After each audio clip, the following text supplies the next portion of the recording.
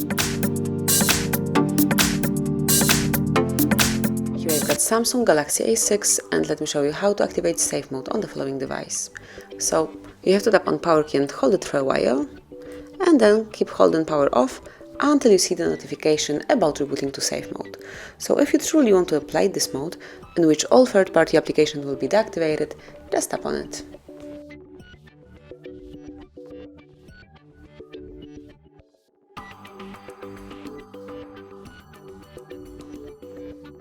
And as you can see, now we are in safe mode, so just unlock the device and you can see that you can use it with all third-party applications deactivated. And then if you detect the issues, detect the problems, you can smoothly turn safe mode off by tapping on power key again, and then just click on restart. Tap on it again to do it.